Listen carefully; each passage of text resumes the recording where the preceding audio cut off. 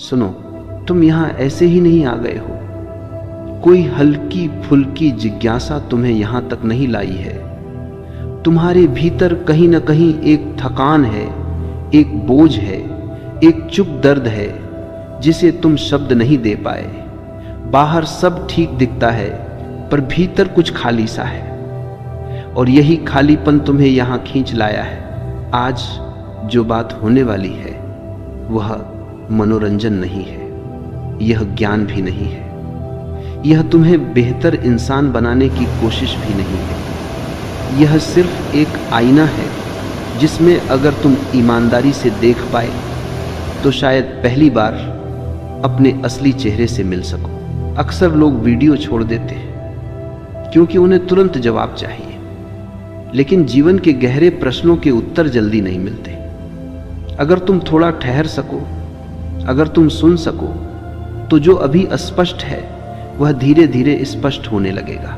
और याद रखना, यह बातें दिमाग से नहीं, भीतर की खामोशी से समझी जाती है। तुम अकेले होने से डरते हो, यह सच है। तुम कहते कुछ नहीं, पर तुम्हारी पूरी जिंदगी इस डर के इर्द गिर्द घूमती है। तुम भीड़ ढूंढते हो, रिश्ते ढूंढते हो, शोर ढूंढते हो, मोबाइल ढूंढते हो, सिर्फ इसलिए ताकि अकेले न रहना पड़े। पर क्या तुमने कभी ईमानदारी से देखा है कि यह डर कहां से आता है? अकेलापन और अकेलापन होने में फर्क है।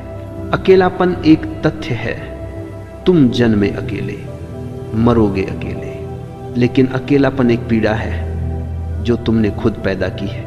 जब तुम खुद के साथ बैठ नहीं पाते तब तुम दूसरों की तलाश करते हो। जब तुम्हें अपनी ही आवाज चुभने लगती है तब तुम शोर में भागते हो, और जब भीतर कुछ टूटा सा महसूस होता है तब तुम किसी दूसरे इंसान को जोड़ने की कोशिश करते हो, यह सोचे बिना कि टूटा हुआ भीतर है, बाहर नहीं। तुम रिश्तों से उम्मीद करते हो कि वे तुम्हें पूरा कर देंगे। यह सबसे बड़ा भ्रम है। कोई भी तुम्हें पूरा नहीं कर सकता, क्योंकि जो अधूरापन है वह तुम्हारा अस्तित्व नहीं, तुम्हारी अस्वीकृति है। अकेले जीना सीखो, इसका मतलब ये नहीं कि जंगल चले जाओ, सब छोड़ दो।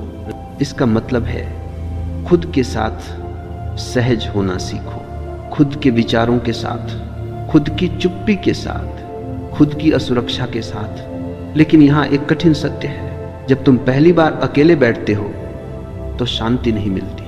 पहले तो शोर मिलता है, दबी हुई इच्छाएं, अधूरे सपने, पुराने घाव, अपमान, क्रोध, ईर्ष्या, सब ऊपर आने लगते हैं। और तभी अधिकतर लोग भाग जाते हैं। वे कहते हैं अकेलापन मेरे बस का नहीं। नहीं, अकेलापन तुम्हारे बस का नहीं, इसलिए तुम आजाद नहीं हो। जो व्यक्ति अकेले बैठ सकता है वही किसी के साथ सही ढंग से रह सकता है, और जो अकेले से भागता है वह रिश्तों में भी सिर्फ भीख मांगता है, ध्यान की, प्रेम की, मान्यता की। शांत रहकर सुनो, यह सिर्फ कानों से सुनने की बात नहीं है, यह भीतर की भागदौड़ को थोड़ी देर रोकने की कला है। तुम सुनते बहुत हो पर सुनते नहीं हो। तुम प्रतिक्रिया करते हो, उत्तर देते हो, जज करते हो, पर सुनते नहीं हो। शांति कोई बाहर से मिलने वाली चीज नहीं है। शांति तब प्रकट होती है जब तुम भागना बंद कर देते हो। अकेले बैठो, कुछ मत करो, कोई मंत्र नहीं, कोई विधि नहीं, बस बैठो और जो चल रहा है उसे चलने दो। शुरू में यह असहज होगा क्योंकि तुमने पूरी जिंदगी खुद से दूरी बनाकर रखी है। अब अचानक खुद से मिलना ये टकराव होगा। लेकिन अगर तुम भाग्य नहीं, अगर तुमने फोन नहीं उठाया, अगर तुमने किसी को मैसेज नहीं किया, अगर तुमने खुद को व्यस्त नहीं किया, तो धीरे धीरे विचार थकने लगेंगे।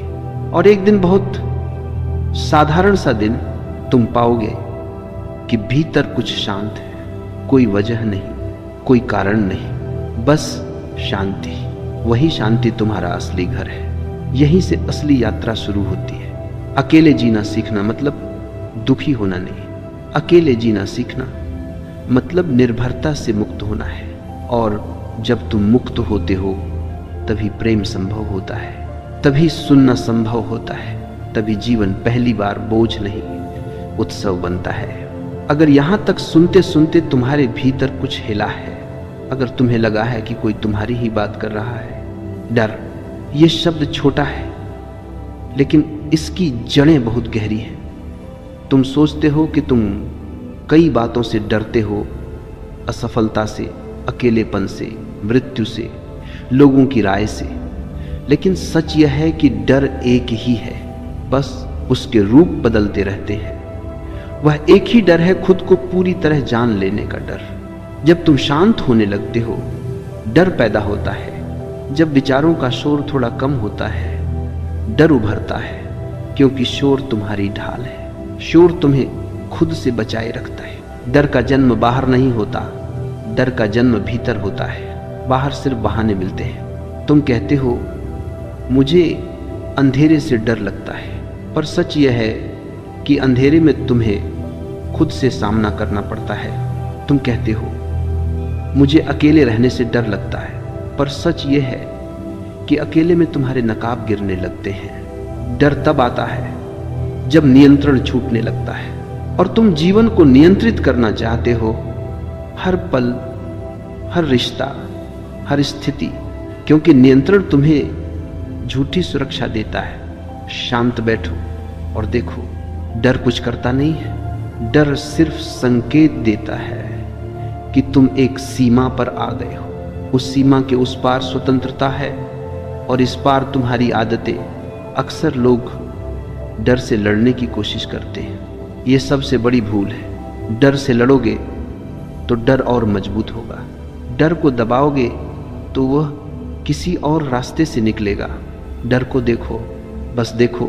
देखने का मतलब ये नहीं कि तुम विश्लेषण करो।